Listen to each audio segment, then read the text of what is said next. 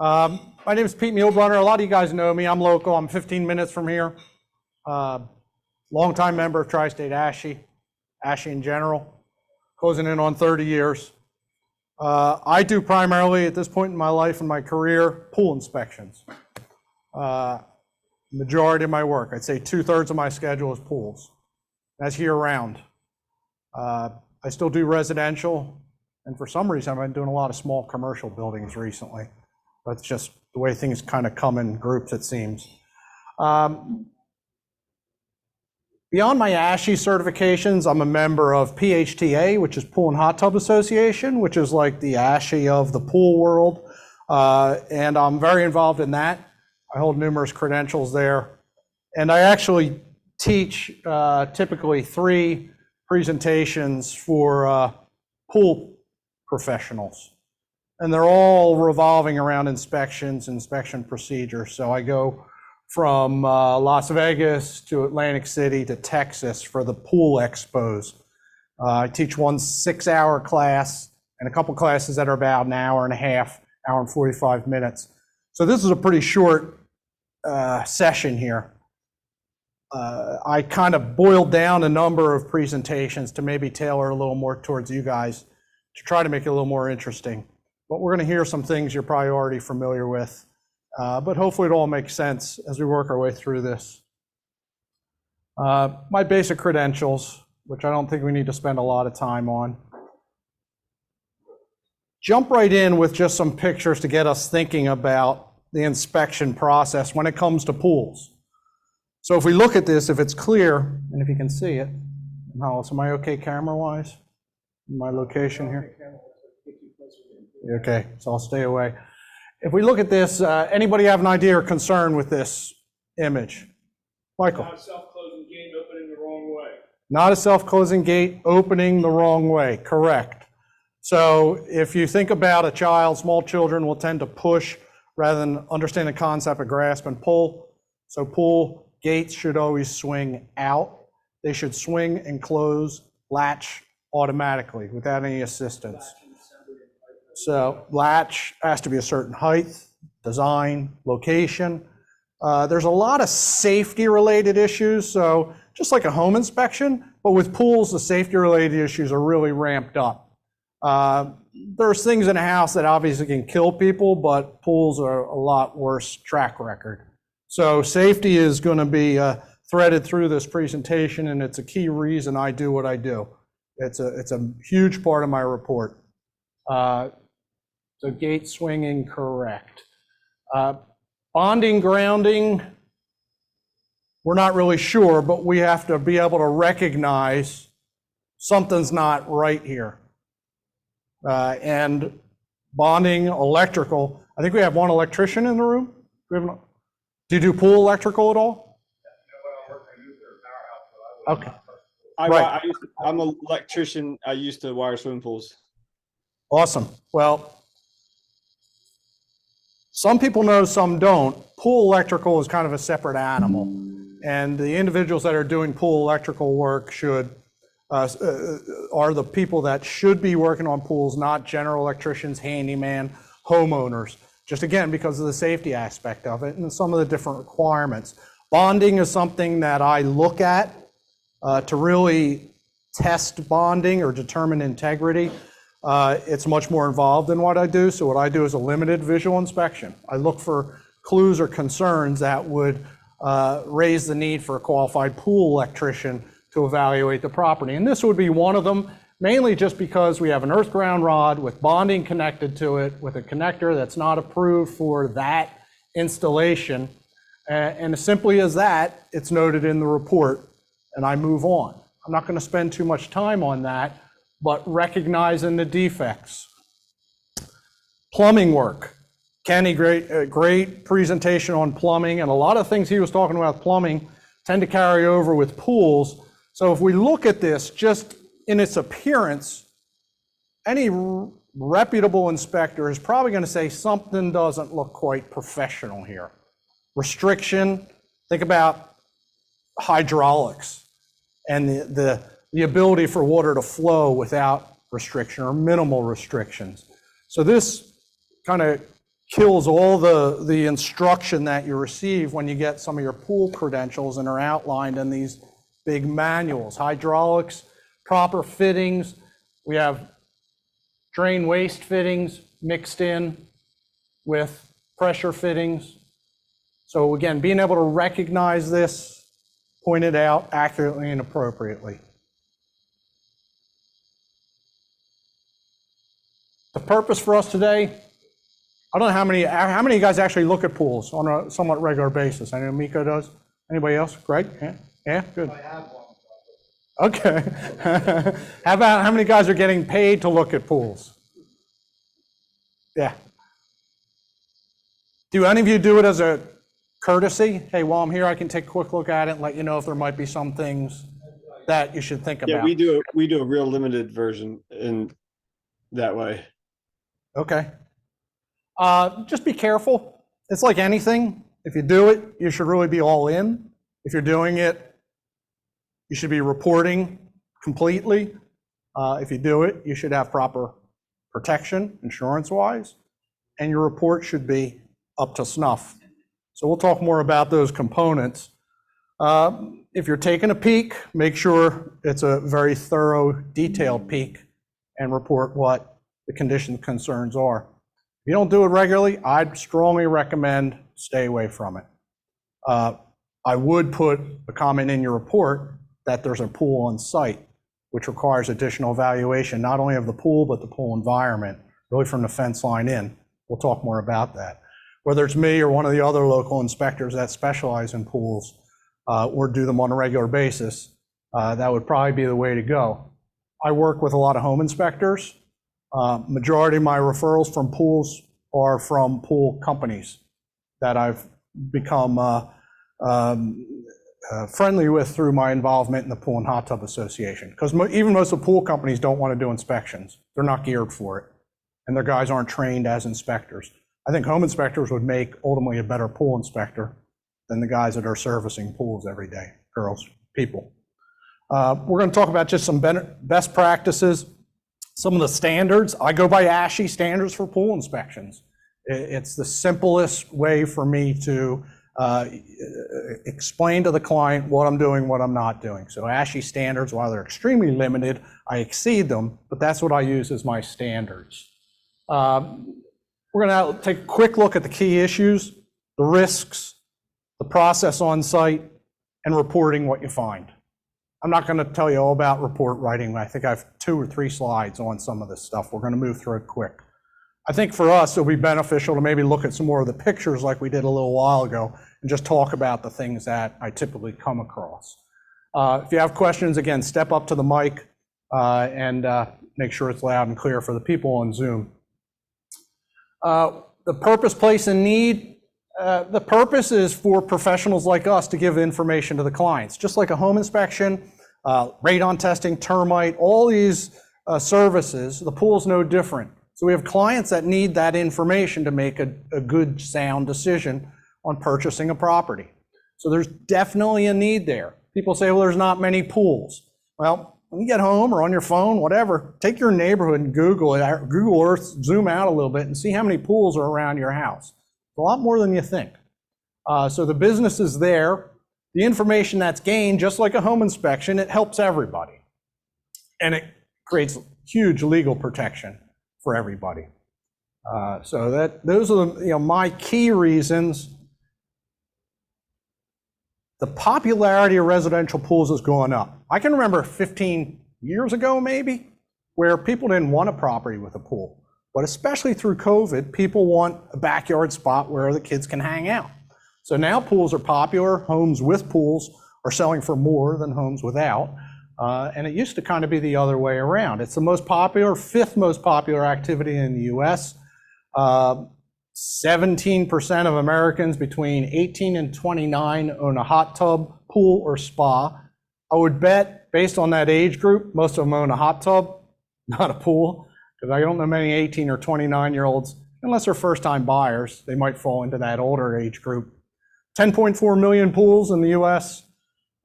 There's an increased demand for knowledgeable pool inspectors, and I expect that's going to continue. more inspections I do, the more my name gets out, the more realtors realize there's someone that specializes in pools. I expect that trend to continue for inspections once we get through all this crazy real estate market we're in now. Safety is, without a doubt, as I mentioned right off the bat, the most important reason to do them. And these statistics from the CDC and World Health Organization really don't lie. And the leading cause of death, go on to see the emergency room visits from chemical exposure.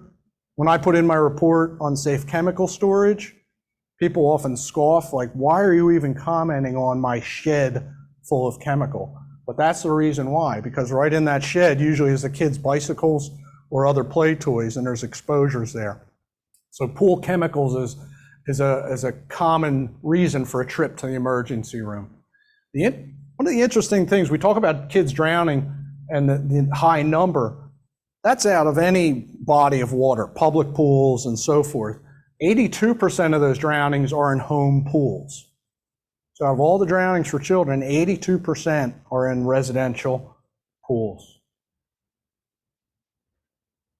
Inspectors for residential pools are important because there's no lifeguard. There's a reason there's a lifeguard in a public pool, because these are inherently unsafe environments. And that person's job there is to make sure there's no one laying in the bottom of the pool. For a residential pool, obviously that doesn't come into play. So for the homeowner to have the information to make that environment safer right from the start, you are acting as a lifeguard. You're giving them information to better understand the new risk a lot of them are likely to take on. Most pool owners I do inspections for are first-time pool owners. And I say it, it's kind of like a boat or any other expensive item. Once you own it, the next house you buy probably isn't going to have a pool because you've lived with it. How many guys have pools here? Greg? So, oh, wow, a lot more than I expect. I don't know if you bought another house, whether it would be with or without a pool. Who would buy another house with a pool? Like half of them. So, yeah, I mean, if you use it and you enjoy it, fine. Usually it's for the kids and the kids leave and now it's a pain in the ass, right? History, we don't necessarily need to go through, but it really mirrors the home inspection industry. I think this industry is in the early pioneering days when Jules Falcone was 31 years old, just getting started in the business. That's kind of where the pool inspection industry is. But there are standards of practice. There's code of ethics now for the industry. The information, recognizing how valuable it is for a client to have that to make a decision. The financial impacts, the liabilities, the safety issues, and the training of qualified inspectors. ASHI has it, other home inspection organizations have training to gain a pool credential.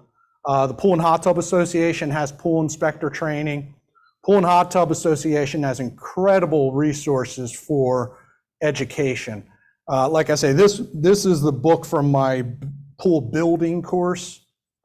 Certified building professional, but this thing's on my desk. You can see I'm going through this thing. If I'm on a site and I come across something I'm curious about, this is my kind of my go-to reference. I actually keep it in my truck as well. So there's information out there now, and we're at the point where there's no reason not to have a pool inspection, other than some people don't want to spend the extra money. Standards of practice, I mentioned ASHI. It's the same thing, voluntary standards, conditions and components at the time of the inspection. Pool inspectors are generalists. This is all from the pool inspection standards. It's not a warranty, and it won't identify all the issues, just like home inspections. If you really read this standard of practice for pools, you almost have to chuckle because it's like, what am I there to do? This is so, kind of like the home inspection standards of practice, very limiting. So in my situation, I exceed these standards in a lot of different directions. I know some people say I shouldn't do that. I wouldn't be able to sleep at night if I did not exceed these standards. Shall, it tells you what you shall do and what you're not required to do. So if you're thinking about pool inspections, this is a good place to go and just say, all right, here's what I have to do. Here's what I'm not required to do. And then make a decision where you might want to exceed. It also introduces the code of ethics. So for pool inspectors, standards of practice through ASHI, code of ethics is the same, which when I talk to pool professionals about doing pool inspections, their normal interest is, this is how I can get some work. If I do the inspection, I can get the repair work and then keep my guys busy. Kind of like home improvement contractors used to look maybe at home inspections and say, if I do the home inspection, I can get a good long list of repairs for my home construction business. But when I tell the attendees at the pool trade expos that if they follow the ASHI code of ethics, they're not supposed to work on that pool for a period of 1 year. There's other organizations that might be less. Most of them get up and walk out. A third of the room leaves once they realize that ethically they shouldn't be working on pools that they inspect. I like this. I do have my standards, even if they're only industry standards, but you got to have something. If you're doing this professionally, you have to be able to refer to a standard, especially in times of trouble, if you have a claim.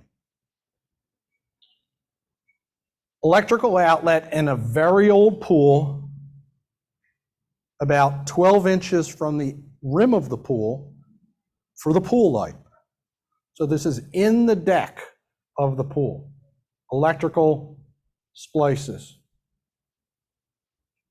Cover loose. You can see it's just laying on there. This isn't a pool people are using all summer long.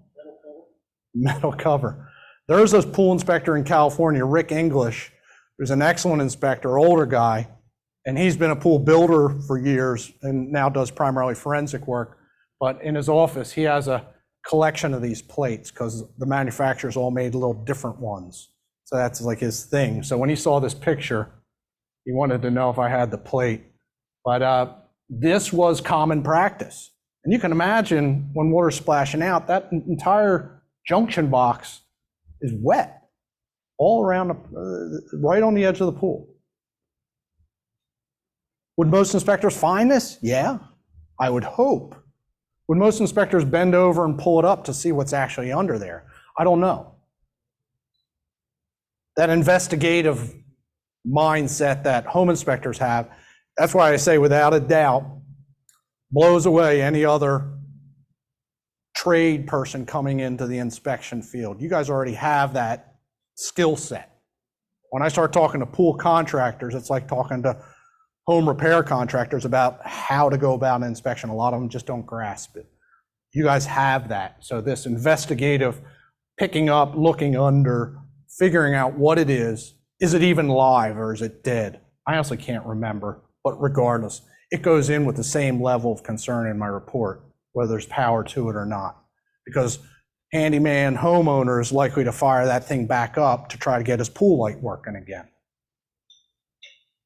Code of ethics I mentioned, I use ASHI, and here it is, that 1 year clause.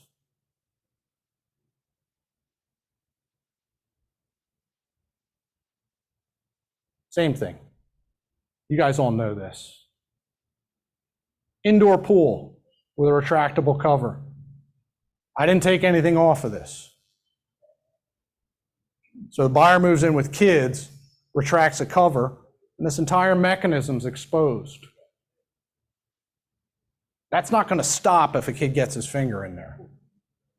Hard to see in this picture, but right there, there's a bonding lug. 9 times out of 10, these retractable covers are not bonded. So you have this big electric motor, bar, all this stuff right next to the pool. Exposed, unbonded. Pretty obvious issue. Hopefully pretty easy to correct. If anybody knows anything about bonding, bonding can be extremely difficult to correct and expensive if it's not in place. So bonding is something you'll hear about quite a bit. Scope of the services, Excuse me, you're Yes. talking about bonding. Do you recommend that all bonding be done by an electrician or the pool installer? I recommend pool electrician for bonding. Yep, And all repair work to be done by an pool electrician? pool electrician. Yep. Yeah, I think all my comments in my report system related to electrical have pool electrician. Every now and again, find one obscure one that I might have pulled from my home inspection and put in there, home inspection report, that still say qualified electrician. But yeah, that's, again, there's electricians and then there's pool electricians, and our Zoom caller will probably confirm that. Is that your experience online? I know we had one pool electrician. Yeah, I mean, our company and this is years ago, I moved on to be just a regular electrician, but he did both, but that was his main game, was doing pool electrical work. He was probably in demand, I would imagine. Yes, yeah, and he's been still on a good run. Yeah, most people don't realize there's specialists for pool electrical. And Yeah, when we you tell me wire 2 or 3 a day, each crew. yeah, I believe it. Because when people will call me all the time saying we can't find a pool electrician, I say call some pool companies that build and see who they're using. Yeah, if they'll tell you. Great, thank you. Thanks for your input. Scope of services, for me, it really comes down to, it's not a code inspection, follow some standards of practice, inspection agreement, which our insurance company left, but I know inspection agreements are readily available and should be modified to include pools. I really revamped my entire inspection document, my inspection agreement, when I started doing pools, because it has to have the pool-related limitations and protections in there. Talk to a good attorney on your agreement, or your insurance company may have someone on its staff. But the scope depends on the conditions, so it varies, just like a home inspection. But for the pool, is it indoor or is it outdoor? I do both, but primarily outdoor. Is it summerized or winterized? This time of year, things are starting to get closed up. So this time of year, it's winterized. There's some limitations to that. So again, set the expectations with your client. What's the scope? I'm not going to be able to run pumps if the pool is winterized, but otherwise, I can do everything. And most of them are like, okay, not a problem. I'll tell them, just like a home inspector typically won't run the air conditioner in the wintertime. I can't turn the pump on. They kind of understand that. And I charge extra to take the cover off. So for me, in the wintertime, I'm doing less as far as the inspection goes, but I'm making more because I'm taking the cover off and putting it back. Yeah, sorry. Yeah, I'm trying to, oh, thanks. Abandoned pools that have not been opened in years. And they just want to know, is it worth putting effort into restoring this, or are we looking at just filling the pool in and getting rid of it? Swim spas, therapy units, I'll find those from time to time in people's basements. Sometimes you'll find those things in the oddest spots. There's a manufacturer not too far from here in Westchester, Endless Pools, that is one of the bigger names, at least locally. And it's basically a stainless steel box with a vinyl liner in it and a pump that moves water to swim against. Pretty simple. They can be interesting to inspect, but I'll do those as well. But the scope changes for all those. Yes, Michael? What are you doing with an abandoned pool? I mean, there's nothing there to see. Think of it like a house that maybe is vacant and the systems are shut down. You know, you'll still look at the structure of the pool. You look at all the tile, the coping, the safety barriers, all the mechanicals. Buried plumbing, you can't know what's going on. That's the case in any situation, just like a home inspection. You can't say much of, well, some of you guys can. I know Scott's doing underground line video scoping, but you know, again, it's a visual inspection. So you're inspecting the condition found. I'm not reactivating the pool and getting it up and running and then looking at it. I don't do that. It's beyond visual for me to do that.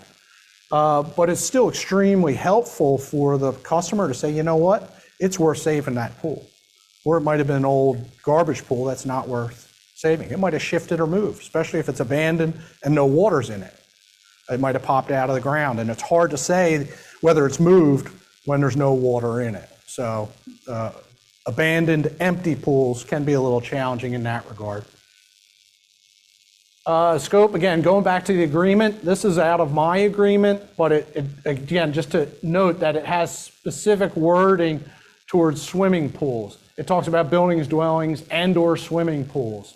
And it still refers back to the material defect concept of that's what I'm really there for. I don't care if there's a couple cracked tile, but if all the tiles coming off, that falls into that material defect issue. The safety issues are common to be in that material defect category, especially more significant safety issues. So I use that material defect term in my report, just like home inspectors may in their report. Again, more of the same, defining, setting expectations, not a warranty or guarantee, can't eliminate problems, but we can reduce problems, unknown expenses. Report's always the final word. This is just a random section out of my limitations, but it sets out, there are things I couldn't do. Limitations pages for my report are about 1.5 pages of limitations at the very back of the pool report. Fun stuff, maybe a little more fun, at least for me. I love tools and so forth. Most of the stuff you guys need to do a pool inspection is already in the trunk of your vehicle. I did over time upgrade certain things. We all say it's visual, but we all know that's garbage. You need tools, you need certain things to do a thorough inspection. And pools are no different. So this is my back of my truck emptied out. Probably can't hear it, so I'm not going to let it play. Can you hear it? Nah. Let me go back to it. Nothing surprising. GoPro on a stick. I'll try to hit some of the interesting ones. Mosier. So Mosier is a measurement system which outlines the pool for me. I'll show you a report on that in a little bit. But that tool right there is really cool. I have it over there after we're done. If anybody wants to look at it, I can show you that. Standard stuff here. T-handled cover removal tool for taking pool covers off. Back here, Anderson water loss screening equipment, so I can tell the client, yes, the pool's leaking, or no, it's not. 8 out of 10 times, I'm telling them, yes, the pool's leaking. How long was that test? 5 minutes to 20 minutes. I usually run it for 20 minutes. So I have it on the edge of my table here. It's a float mechanism, sits in the pool, constantly measures the water level. And over time, charts a graph. So if the pool's dropping water, those ups and downs are going to get lower and lower and lower, and you have a graph. Well, I'll show it to you in a minute. But that's a great tool to diagnose whether there's leaks or not. Some of the pools that look the worst don't leak. Brand new pools quite often leak. Kind of weird, but usually brand new pools leak. The guy comes out and fixes them, and you're good to go. A lot of times the leak's standing, it's right there. You're standing there looking at it. Pipe's dripping. So it doesn't take a rocket scientist to say, yeah, equipment said you're losing water. I see you're losing water. Fix the problem and keep an eye on it. If it's a significant leak, 1/2 inch a day, the pool I did yesterday was 1/2 inch. It was losing a day. That's a significant leak. Pool had been abandoned, closed up, and the seller kind of topped it off and put the house on the market, but that pool was leaking. When I got there, I could see, like Kenny was saying on the bottom of the heater, the flood lines. And you guys as inspectors should be looking for flood lines and basements on equipment, but you'll see sometimes muddy flood lines on the basement wall or on equipment. It's no different on the perimeter of a pool. If I look at it, I get there and I see those water drops over time, I get suspicious. So, yes, Michael. When you do the water leak test, the pool test leaking, do you have all equipment running for that period to to determine that you can visually see it, or if it's leaking out from a crack in the pool? Yeah, so I think everyone heard the question. Depends on the conditions. If I get there and the pool's abandoned, I do one test. While our equipment's off, it's all winterized, one test. If I get there and the equipment's running, put the equipment in, do one test with everything running.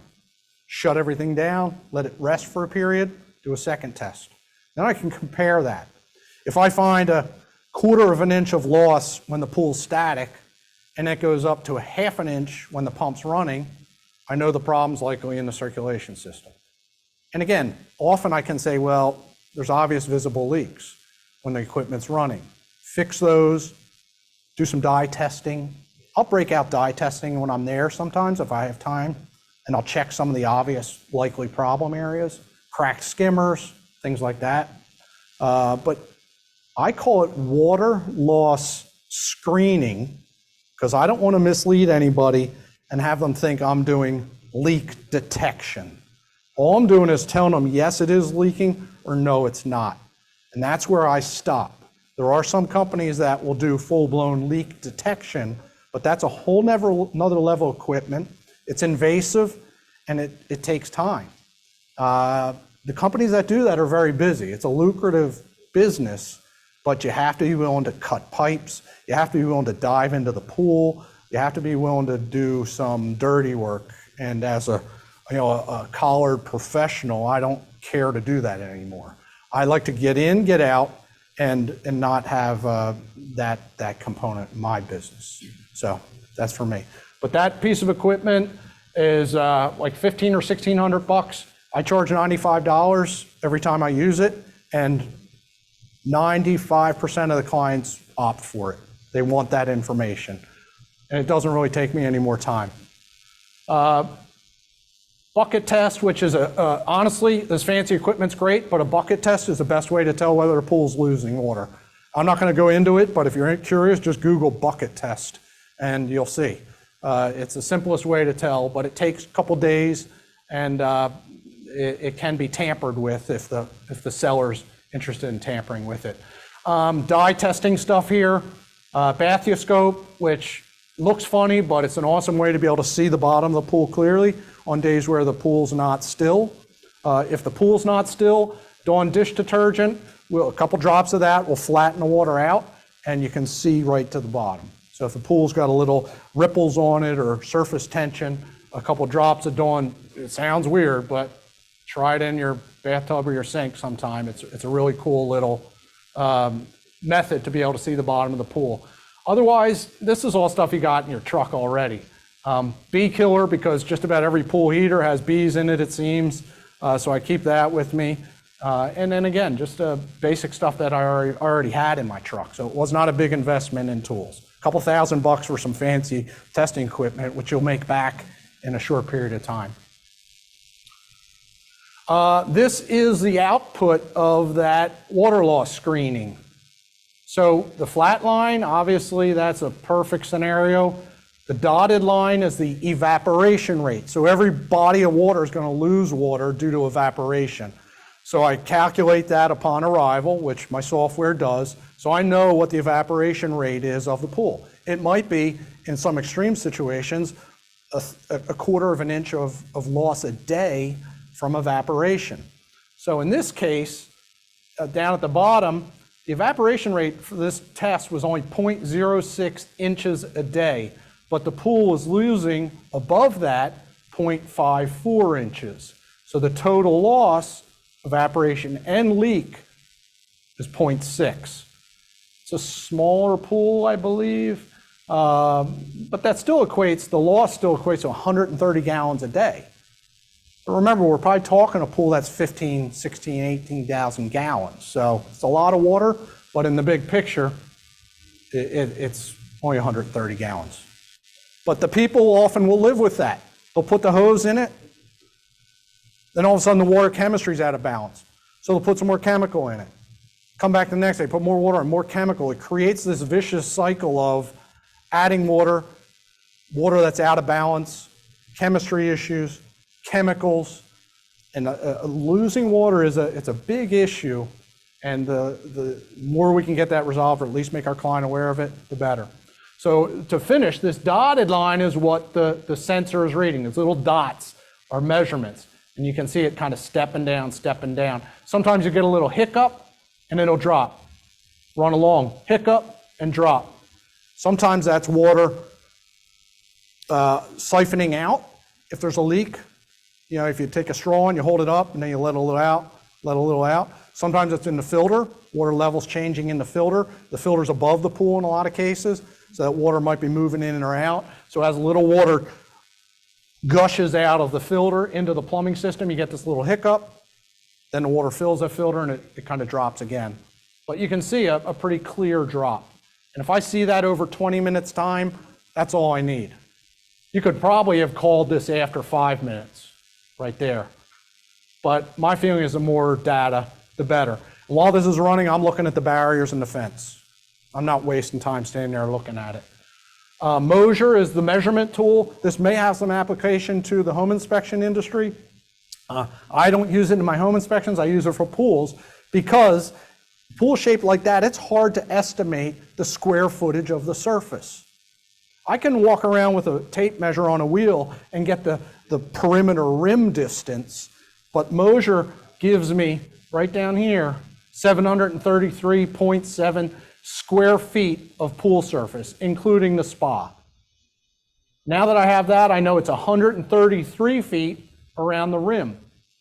So for the pool contractor that has to go out and put new tile and coping up, they already have the amount of distance they need to estimate.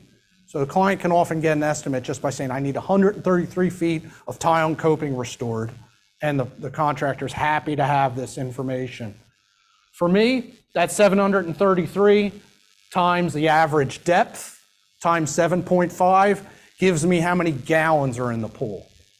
Nobody really needs that until you have to put chemicals in and so forth. But people are always amazed how much water is in their pool. So this information's helpful, and it's a lot more accurate than saying, I think it's 650, and it turns out to be 730. In this area, just under 600 square feet is the average size of the pools. I had one the other day, it was well over 1,000. My one yesterday was 380 square feet, small vinyl liner pool. So that's a great tool there. This is a list of stuff that's on my truck. But again, you guys have 80% of this stuff in your truck probably already. The ones that, again, might be of interest are this Mosier, Anderson leakalizers on here somewhere, right there. But otherwise, you guys have probably pretty much everything on there already. I love tools. I got a pole barn full of junk. So if there's something I find that I think is pretty cool, I'll end up buying it and then figuring out a way to use it. My wife will attest to that. What happened here? Coping dropped? Close. Coping didn't drop. That was my first thought. I walked up to this thing. I'm like, oh my God, look at this concrete work. The pool heaved. Heaved up, held that concrete up. New pool. I'll find this sometimes. I'll walk right to the client and say, I can continue, kind of like the home inspection that goes south right away. I'll tell the client, I can continue and do the whole inspection, or you can pay me simply for a one-page letter outlining this concern, and I'll see you at the next house. Because this is not fixable. Pool pops out of the ground, it's replace it. Not only, you gotta get rid of the old one first. So it's not like just building a pool, it's getting rid of a pool and then building a pool. So extremely expensive. That pool structure, low on water, groundwater, push the pool out of the ground. So if you Google pool pops, there's some pretty cool stuff. I had one pool pop where the pool popped up, the poor guy's shed roof support posts were on the edge of the pool, and it pushed his whole shed roof up. It's amazing, the force. Yes? So you answered my question. What makes a pool pop? Not enough water, not enough weight, and the groundwater just lifts it up out of the ground. Correct. So you never want to leave a pool empty. There are what are called hydrostatic relief plugs in the bottom of a pool, which you guys can relate to. It's a simple plug that when they drain the pool, they take them out. So if there is groundwater, it can rise up into the pool and then drain back out without popping the pool out of the ground. So hydrostatic relief plugs exist in most pools. Sometimes they're visible, sometimes they're in the drain basin and you can't see them. They also leak all the time, hydrostatic relief plugs. So, did you have a million pools pop in 2018? That's the year we drowned in rain. Is it? I don't You know, I'm not sure. I didn't notice any uptick in them. Work in Maryland. Yeah, okay. Yeah, that's interesting. 2018, so we're 5 years later, and I would hope most of those pools have been addressed, but sellers do say it's always been like that. It was built that way. I'm like, no, it hasn't. It wasn't built this way. It has moved. It might still work. The pipes might have moved with it, but chances are they didn't. So this is a challenging. This one was extreme, and there's no repair for that. On-site practices. Here's what I look at. You know, and kind of people say that's a lot of money. What are you actually going to look at while you're here? It's just a pool.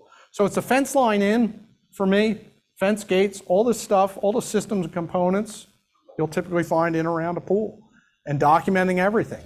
If it's not operational or it's not there, obviously you move on, but it's detailed going through all the systems here. I like to think fence line in. So anything related to that pool inside this barrier, let's say it this way.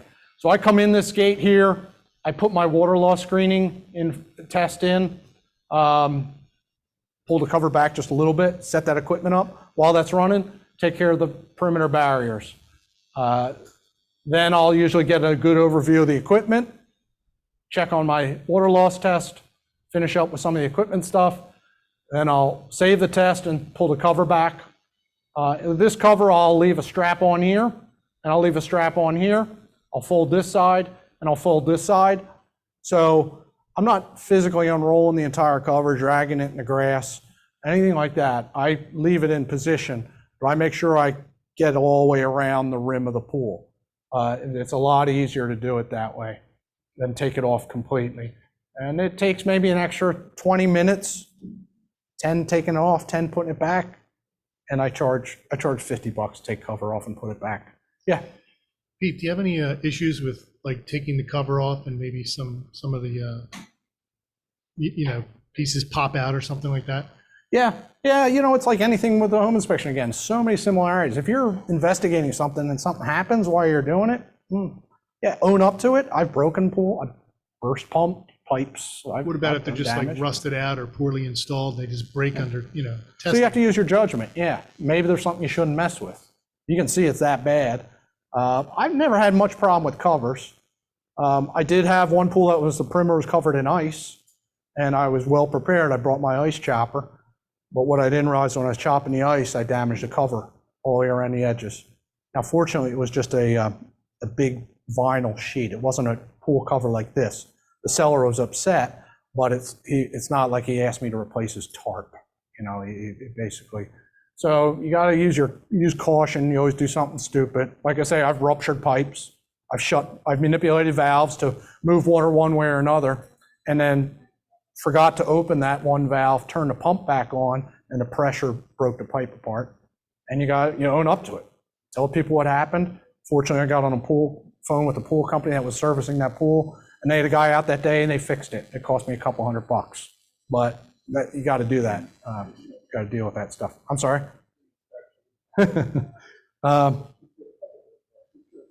Usually, something like that.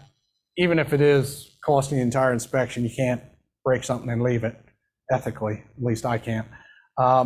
Barriers are huge. So like fence and fence systems, I spend a lot of time on. And I'm sorry?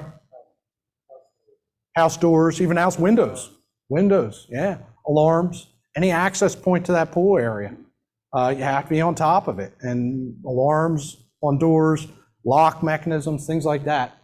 Yep.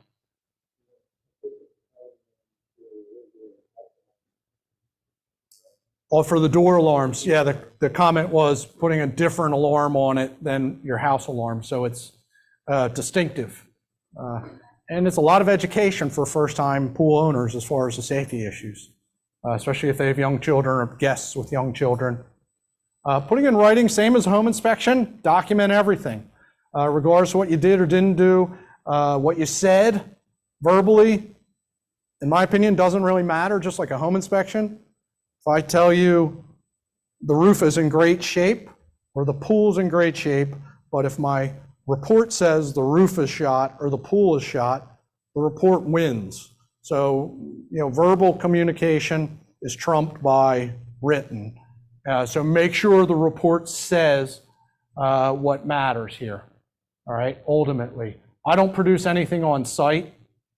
I'm a big believer in going back to your office and having the opportunity to create a more detailed report and the opportunity to review it before it's released. I think we all agree having that opportunity to have a second set of eyes, mind, look at it is important. Consistent with statements, but again, you might get back to your desk and find out that after looking at something in here, what you said on site wasn't exactly 100%, so you need to tweak it. So I prefer getting back to my desk, creating a report. I know my laptop's on the counter here and I'm showing this cute girl all the stuff I'm putting in. That's garbage. I'm not doing that.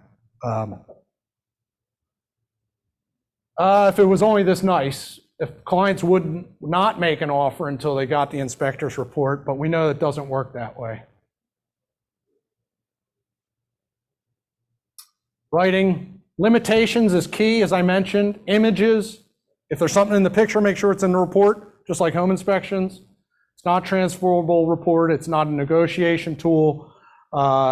Be ready to defend your report if there's legal concerns. So what do we see here? So look at the big picture. Heater, all this beautiful equipment. What's that? The landscaper had this great idea of changing the whole terrain around this pool, but he had to bring the grade up. So he made this pit for all the equipment to sit in. This goes all the way around. It's about 18 inches high. In the corner, we see a pump for a cover. That's not serving the cover. If you look carefully, you can see that water. There's water in the gravel here. It's actually up over this pad. So this thing fills up with water when it rains. So their solution is to put a pump cover in there. You got electrical panels, all this components and systems that are being submerged, pump motor definitely, are being submerged when water accumulates in that pit. So the correction, fortunately, I don't have to design the correction, but I have to make them aware that this is a problem, and they need to talk to the landscaper that did all the perimeter work around here about creating a permanent solution for this. So again, you got to look a little deeper than just what's there, just like a home inspection. Cover your ass. Absolutely. Kenny was talking about it earlier. We know as home inspectors, got to be prepared, professional, organized, consistent. We cannot afford to take days off in our business. We can't have a bad day. If you have a bad day, you have an expensive day in some cases. I had employees working for me when I first got in the inspection business. We had one guy that was every Friday was having claims. And it turned out, I looked at the dates, I looked at all the claims, and I recognized it was on Fridays. And I recognized usually the claims were happening in the afternoon, and we all know where he was for lunch on Friday. So, don't take days off. If you're going to go out and drink on Friday afternoon, don't do an inspection afterwards. Pools are no different. You're part of the food chain, you have deep pockets compared to some people, and you most likely have insurance. So again, cover your ass. We got all that. Inspection component agreement, we don't need to go through that. Source of claims, things you couldn't see, things that were concealed. Recent repairs, if I get to a pool and there's all new equipment, I get concerned. And I make a note, new equipment package. I can't tell if that equipment package is designed to meet the hydraulic requirements of that pool. That's all engineered when that pool's built. So making sure if you see work done, kind of like on a house, if you see work done, make a note that there's evidence of recent repairs. Confirm history, adequacy, qualifications. Did the homeowner put all the equipment in, or did a pool company do it? There's rarely stickers on pool stuff anymore. Most pool companies don't want to take ownership. So there's not a sticker from the pool company on there anymore who did the work. So following up on that, I make a note of that in my report. Items that might be buried or concealed, we talked about that. Things that might be removed. So in the wintertime, you're looking at a pool that's winterized. Part of what you have to be able to document is what's not there. you might see that a system or component's missing. Where is it? Is it in the garage? Is it in the shed? Or is it going all together? Some pool companies will take equipment and store it at their facility for the client over the winter months. So where is it? Did the mover take it when the people moved out? So recognizing where the railings go. Where's the ladder that was supposed to be in the deep end? Where's the cover? I had one earlier in the week where the cover is nowhere to be found. The client called the realtor and the realtor called the seller's realtor, and the seller's realtor said, yeah, cover's in bad shape, so they threw it away.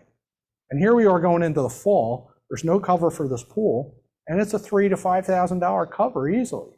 And that's, you know, things add up quick with pools. So if you miss something or it's not there, you want to make sure. Buyer's remorse, just like home inspections, that's the biggest thing that's likely to get anybody in trouble.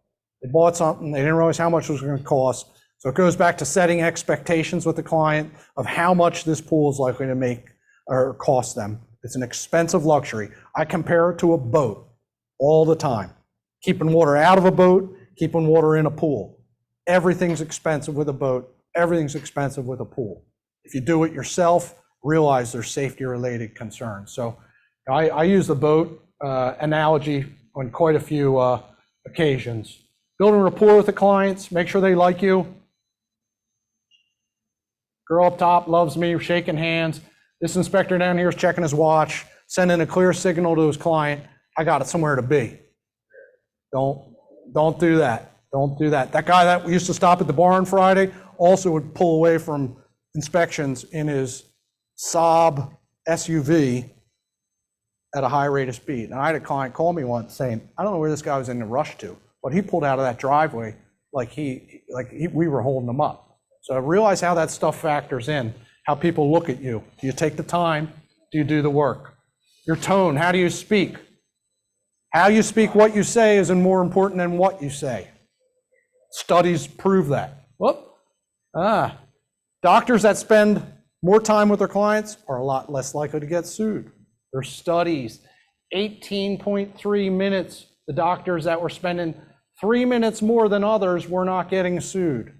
So they looked at all the lawsuits, medical industry, and they realized the guys that were spending a little more time with their clients weren't getting sued. The people liked them.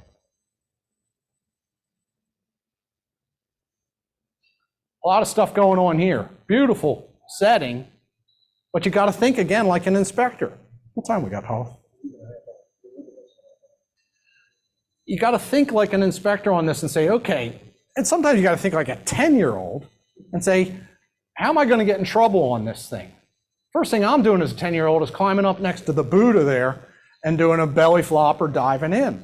But that pool in front of this grotto, that pool is only about 4 feet deep. So we know there's a significant risk by this elevated edge. So you have to make sure your client understands that.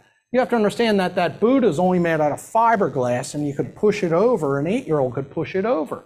These potted plants look great, but someone's in the pool and someone pushes that over. Think about that. A kid that can't swim very well has nothing to hang on to here. No handhold. So the perimeter of the pool, kid can grab onto. Once they get in this area, they're in no man's land. So thinking about lack of handholds and making note of that.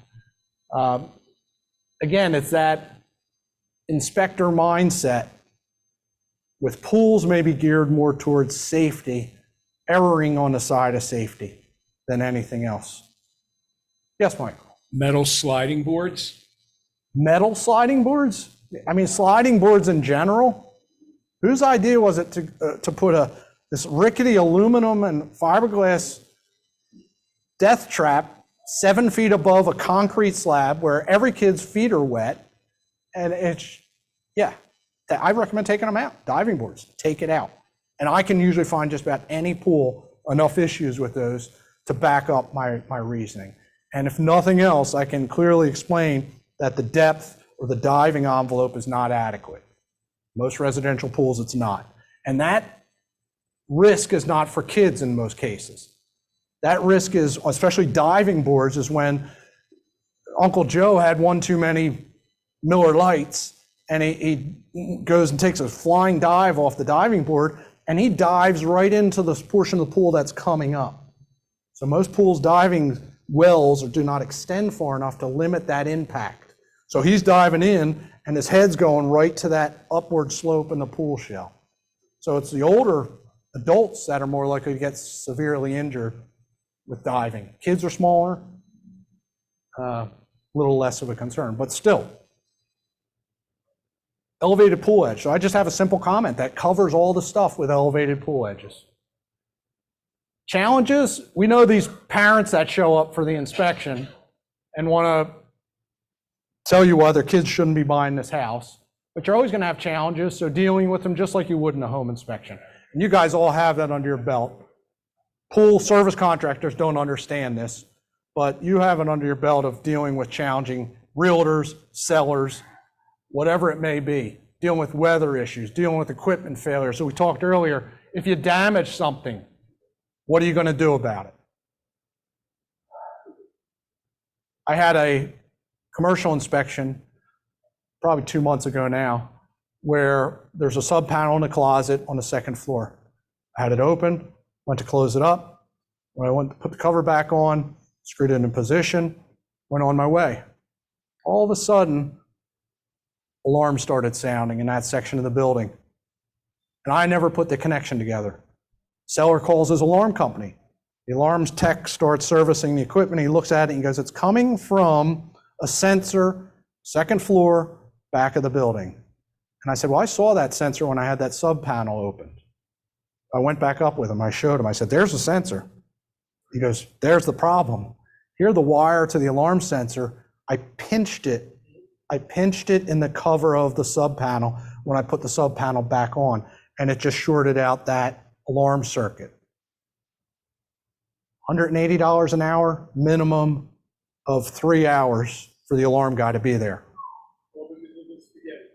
What's that? Yeah, so I could have easily said, and trust me, the whole time I'm hearing this, I'm not only like, well, I felt like, well, I helped you find the problem, so that's worth something, but I knew I did it. I could have easily said, sorry, but your wires are loose and it's your fault. I gave him my card and I said, have your office send me the bill. I said, but do me a favor. I said, professional, go easy on me. So they billed me for 2 hours. So whatever, it's $360 that I cut a check for. But again, like I broke that pipe in a pool. There's times where you got to do that. And that client, very good client, the realtor knows me, you got to do it. So how you handle issues, dealing with challenges, no different with pools. You break a pipe, get it resolved. Own up to it, or it'll come back to haunt you in the long run. I'm not an attorney, but make sure everything we talked about is in there. Follow some standards of practice. Good quality report. Create a great environment for your client. Deal with any claims. Have good E&O. Don't admit to anything. Now this is more if there was a claim after the fact. And again, our E&O fella left, but my years as a home inspector, when I worked for a franchise back in 1994, I would be the one to go out and look at the claims. And it was always a fact-finding mission. I'd go out and friends with everybody, which I was, find out exactly what the story was and get all the sides of it. Simply say, I have to review the report and I'll get back to you. And then that's the exit. Don't admit to anything on site. But then if you find it's a legitimate issue, you miss something or your employee missed something, you got to decide how you're going to handle it. But don't admit anything on site. Your E&O will probably support that approach. Be professional and reasonable. Absolutely. Resources for me, this is again a lot of the stuff that I use. I have stuff over here if you have questions. If you have a card, you can leave it with me. I can send you any of this stuff. But most of you guys have this stuff. You have the E&O and the attorneys that you work with and so forth, training. PHTA might be a good one to look at down here. They have a big expo in Atlantic City coming up. So and the education credit units that I've received through PHTA, ASHI is accepted without a question all these years. So I'll get more credits from the Pool and Hot Tub Association than I will for home inspection related stuff. So, again, even if you're not thinking about doing pools and you just want to look at something different and get some different education, I would go down to that in Atlantic City and spend a day there and walk around the expo floor. The pool industry is huge. The money that's in it's incredible. In the industry, in the expo, it's incredible. The equipment and the systems. It's a really fun time to walk around that floor down there. Going back to what is it? What's the problem? Drain systems, suction outlets. People call them drains, but they're not. Suction outlets are a leading cause of entrapment. So a kid with long hair swims past that, long hair gets sucked in. And like a vortex, it just gets wrapped around everything. So drains are huge as far as conditions, expiration dates, things like that.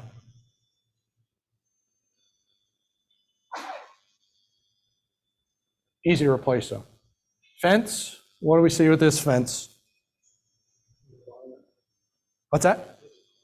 Can climb, so it's scalable barrier, yeah. A little kid, again, if you think like a 10-year-old, how am I gonna get over this fence? You step here, you step over, and you're in. Forget the fact it's 4 feet, it's not, because of this ledge.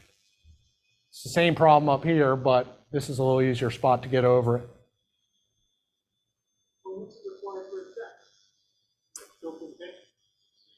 Yeah, yep.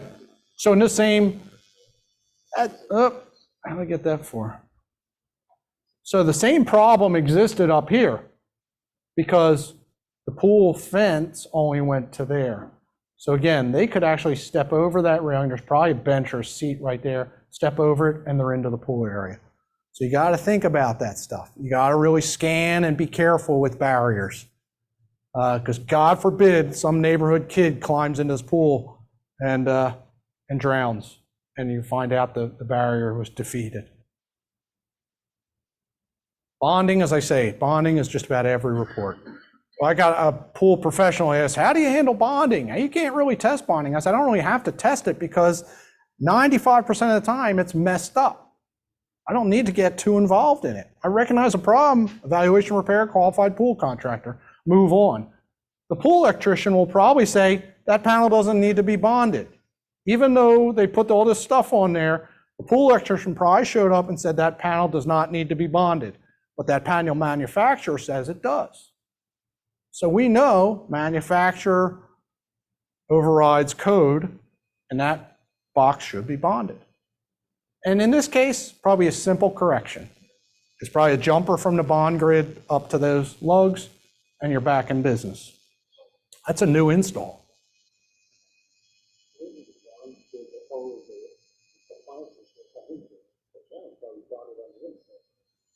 That panel? Grounded or bonded? No, not this one. There's no number 8 copper coming into that independently. That was it. That was the only option for it. Pretty obvious you wouldn't want to be running around that pool with bare feet. So safety issue. Unsafe transitions, trip hazards, huge. We're talking about that sliding board or diving board. This is a slide. Labels that are missing are huge. Safety again. Stupid as it is, if there's a torn missing label, you got to note it. Especially on filter systems that are operating under pressure. Because one of those things pops apart, it can kill somebody or hurt somebody. That's been known to happen. But there's a sliding board warning. Do not use if pregnant. We're not the only ones covering our asses here.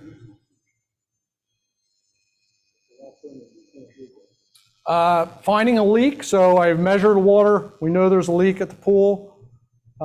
Notice there's water loss at the pool. I'll try to do a little investigation to see where it's at. And this was way back behind a shed. And the backwash for the pool went out of the multi valve down into the ground and under the shed and behind the shed. And it wasn't evident at first until I put some pressure on that line that water was leaking out the backwash. So it's a bad valve. And it's most likely the big source of the loss and an easy correction. So trying to give your client as much information as you can. Pop coping, very common, hard to correct, should be at least sealed. Again, use your judgment, just like a home inspection. Yeah. Let me move through this, because I think every time Mom pulls the tractor back in the shed, she's got to just slide in next to that stuff. She's been doing good for so long now, but I'm not going to let that issue go as far as potential for damage. Mainly because my brother was a landscaper when he was in college, and I remember him telling me a story about hitting a filter right before the 4th of July with the Bobcat he was running, and how it broke the filter. So I think of that kind of stuff as well. I'm trying to get to one which is, there's that death trap sliding board. Unpainted? You know, I don't even note that anymore. PVC piping should be painted. I guess just like the vent stack above the roof, it's supposed to be painted. That's one thing I don't call out. Yeah, so the pipe should be protected from UV degradation. Stuff like this, you ever going to get sued over it? Probably not. But you have this transition where it's a swim out, maybe, I don't know, 8 to 10 inches deep, and then it steps down into the pool. So looking at it this way, you can obviously see that. You go around, and all of a sudden that transition's not that obvious. So again, my mother-in-law comes over and steps in here and walks right off the edge into 3 feet of water. There should be a line of tile there, a visual indicator for a depth change. Mainly required on commercial pools, but it just makes good sense for residential pools. This is a new pool. So making them aware of that. We talked earlier about drop in water level. You can see this pool had some major leaks. I didn't have to put equipment in to tell them that, but I did confirm it. And the equipment was way away from the pool. There's 100 feet of underground pipe, just a lot of potential problems. Plus the pool, you can see someone tried painting it with black paint to try to seal up. There's a lot of issues there. Rusted out heater, very common. That heater will still fire right up, but my recommendation based on age and condition is to replace it. So you were asking about delamination. I think you're more tile related. This is that same pool, and we know there's problems with the shell. Yeah, and they painted with like this black, almost like a roof, almost like handyman in a can stuff. Yeah, right. This is more of, now you see it, this is that same pool, it's just a different set steps. You can't see those steps going this way. The shadow helps, but you can't see those steps. Railing maybe. Pool pop, not as obvious in this one, but if you look at the bottom, from that grout line down to my bottom finger, I have about 3/4 to an inch. And in this picture, the water line's all the way up at that grout line. I know that pool moved. Could have just been bad tile, but the way it was consistent, I know that pool moved. This one I probably didn't make that big of a deal. Everything probably ran okay. It was probably evidence of shift, recommend careful monitoring by a qualified pool professional. I'm not going to tell them that if the pool's in great shape, everything seems to be working, I'm not going to tell them to rip it out. So this is an extreme tile issue. And a lot of times I'll hear the tile just needs to be repaired in a few areas. But this is a deep deterioration of the rim of the pool. And this is a much more involved restoration. But the sellers quite often will tell you, yeah, we know there's some loose tile, we're going to have it fixed. And I'll get there and see this. And I'll explain to the client it's much more significant than just gluing some tile back on. It's a full-blown restoration at this point. And they have to break that pool rim down to sound material, restore the rim, reapply tile, reapply coping. That's expensive. That's $50,000, $60,000 repairs in pools is not unrealistic. This ends up being refinishing the shell. This ends up being tile work and usually coping work as well. So the pool issues add up quick. Even compared to a home, I say the pool issues I find cost-wise outweigh pretty much anything I find in a home. Seemed like a cool idea, except for the trip hazard and the kids coming up out of the water and banging their head on that. Okay? So you got to think about that stuff. It elevates the rim of the pool. So now the diving issues are more significant. So What kind of money are you looking at to abandon a pool? there's a company in Warrington, right back down the turnpike, a landscape company, that they say $9,999 to start. So that would be like a $10,000 for like a, no, it's not. It's not 10,000. It's 9,999 cents, probably, something like that. But that's to start for a traditional in-ground pool. Might be less if it's a vinyl liner pool, might be less than that. But they basically bring in a bobcat with a, if they can get access in. So it goes up. I'd say 10 to 20,000 is probably realistic to get rid of it. And it may add value to a property. That backyard might also really improve the value of that home compared to a crappy old pool. So in some cases, it's probably the better option. I'll ask the people, are you buying the house because of the pool, or does the pool just kind of come with it? Most of them now say we want the pool. So I kind of go that direction. But if they say, well, we didn't really want the pool, but it's there, and we find all kinds of problems, most of the times they'll say to me, how much to fill it in? And I can just go that direction with them. And I'll recommend that. I'll put it in a report based on conditions and concerns, recommend complete evaluation and restoration or removal of pool.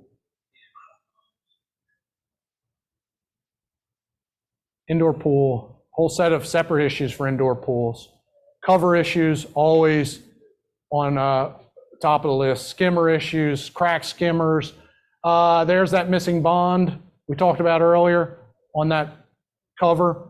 Scalable barrier, step up and you're in. The fence is great here, but it stops. That's about 3 feet up probably. Cracked pipes, plumbing failures. This is one of those ones like, where do you start? But you just go at it, pull the cover back. You got a lot of water in there. Can you get the cover back correctly? I try to put things back the way I found it. So I'll put it back better than it was in this case. But that's a fun inspection there. That might be one that we end up talking about removing. Scalable barrier again, cool barbecue, but step up and in. You can tell. So here's a little better shot of the tile type issues. And this is a pretty common occurrence where the tile come off and we have that deep gorge into the rim of the pool. And that's a common issue and an expensive issue. If I see brand new tile, I recommend they confirm the extent of deterioration prior to restoration, because a lot of times they'll pack cement in here, slap some new tile on there, and it looks good for a year. And then it starts falling off again. And then they realize how in depth that restoration is. So again, just like a home inspection, if you see new work, be suspicious. Mike. Pete, what's the cause of that? Worse. Water? Moisture over time, but the rim of the pool, so they shoot this with gunite. They come in, I don't know if you've ever seen those guys do it, but they come in with this nozzle, and the nozzle man's building up the pool, and he's working his way around. And anybody that's done concrete work, you get little bits and pieces of concrete down on the floor of the pool now. So now the nozzle man's kind of getting towards the top, and he's not going to go right up to the top. They used to scrape up all that crap on the bottom of the pool. And that stuff that's been laying in the sun all day is a lousy grade of shotcrete. That's why the steps usually fail. So if you have those, wedding cake type steps that are kind of built up to the rim of the pool, or any steps or seats, a lot of times the guys will build that out of the tailings that's laying on the floor. That's why they're always cracked and failing first. So the nozzlemen and the trades have learned not to use that junk at the bottom of the pool. They're supposed to discard it and use fresh shotcrete for the whole application. Do I think they're really shoveling all that stuff into a wheelbarrow and putting it in the dumpster? No. I still think it's So I think it's like anything, you know, you look at a foundation, you can see pockets or voids in a basement wall. This, I think, is often due to the exposure of the material and expansion, contraction, water, lack of water. So in a pool, the material surfaces that are submerged usually will be more balanced. Chemistry, water getting in at the top of the coping, there's a lot of factors. 5 minutes? Yeah. Does Rick. damage that we're looking at? Yeah, that is the bond beam. Okay, so that is the bond. Yeah, beam. and that's Okay. where it gets costly because they got to start breaking that down. They got to jackhammer that down to a sound material.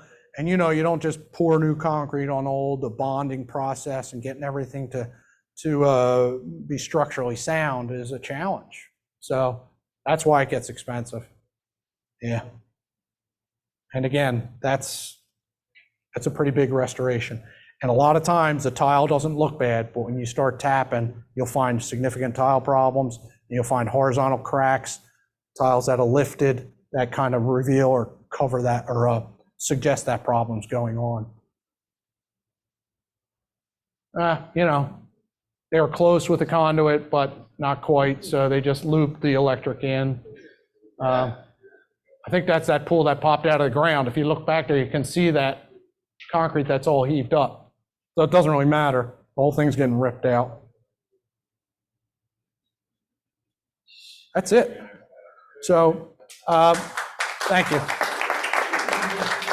I know for you guys, this may not have been on your top of your list for what you're listening to today. So I appreciate you having me and entertaining me and hanging in there. I got a lot of stuff here. I'm passionate about this. It's the majority of my work. I'm happy to walk right past the house and go to the pool. And some of you guys that refer me know that. I'm not there to step on anyone's toes. If you want to ride along with me sometime to see what I do, if you're thinking about getting into pools, let me know. I'm happy to do that. If you're not interested at all, let me know, and I'm happy to help take care of the pools for your clients. So I appreciate your trust with that, and I appreciate your time today. And I know it's late on a Friday, so thanks again, guys. Appreciate it, everyone. Okay, everybody. Hope you had a great lunch. We're ready to resume now. So we're going to have introductions from some of our very valued affiliates that work with us here. They're going to just take about a minute to introduce themselves. In the meantime, thank you for participating in the 50/50. If you hadn't and you want to, they'll be available at my table over here. I just want to remind everybody that there's a survey form in the folders. Please take a couple minutes to fill out that survey. In past years, the feedback was very, very valued, helpful. And so please, would like to have your feedback again this year. Don't make me chase you down. Please don't forget. Turn it over mid-afternoon if you can, before 5. I think you'll be able to give good comments back on that. So with that, thank you, and here we go. Thank you. Thanks for coming out, you guys. Good to see familiar faces out there. I'm Rob from Burrow Exterminating. Most of you folks know me already. So we provide wood-destroying insect inspections mainly to the home inspection industry. If you get a chance to stop by my booth, throw your card in the fishbowl. There's a $50 cash prize we're going to do a drawing for. And that's it. Hope you guys have a good rest of the day. And thanks for your support. I appreciate it.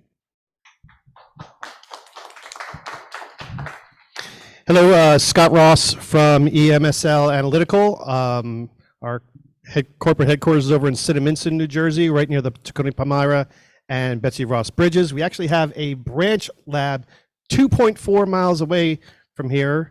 I know that because I clocked it this morning, that do asbestos and mold analysis there. Of course, our full breadth of analytical services is done in our corporate lab. And for home inspectors today, I have information about our mold and radon services. I have a couple of radon posters over there you can take with you. We have a special right now in a mold sampling starter kit for you get a pump and a case and a stand and aerosols and tape lifts and swabs, all for $315. I have information on an assessment report for home inspectors, which is great because when you do a mold sampling, the results come out with some kind of interpretation, like is this a mold, plant pathogen mold, or one that's produced toxins, or one that's needs a lot of water, so it's a water intrusion indicator. We also have our EMSL application, so while you're doing your surveys for mold or asbestos or lead or whatever, you can do your surveys on your phone or on a tablet, and you're kind of filling out your chain of custody as you go. So that's something good for you tech heads out there.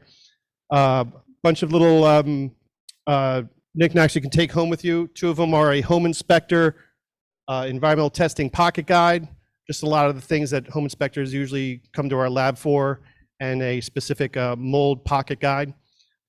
Please take my stuff so I don't have to take it home, okay?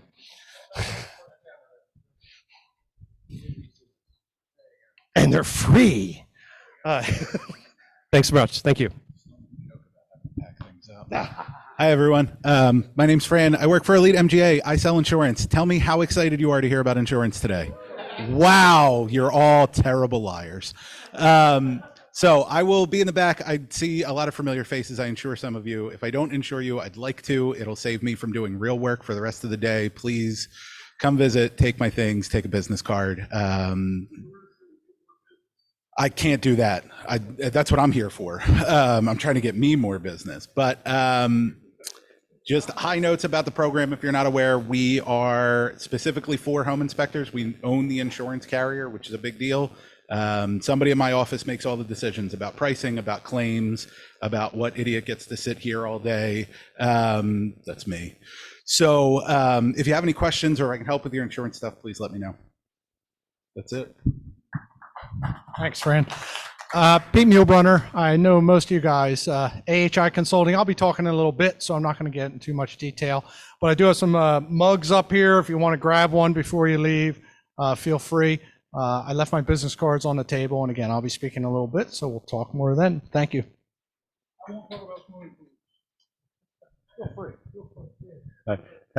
I think most of you know I'm Ed Urban, Urban Property Services, and I perform stucco, stone, eaves, and brick moisture testing and inspections. And so I did want to also highlight sponsorship here. Rob was our lunch sponsor today. We appreciate his generosity. I want to recognize that. I'll be doing the tool giveaway later. That was my sponsorship today, the tool giveaway. And to the Zoom attendees, I want to acknowledge you there and make mention of the surveys. You'll get a separate survey by email, and I hope that you'll be able to return those with your feedback on your Zoom experience today. Thank you, everybody. You're up, Kenny.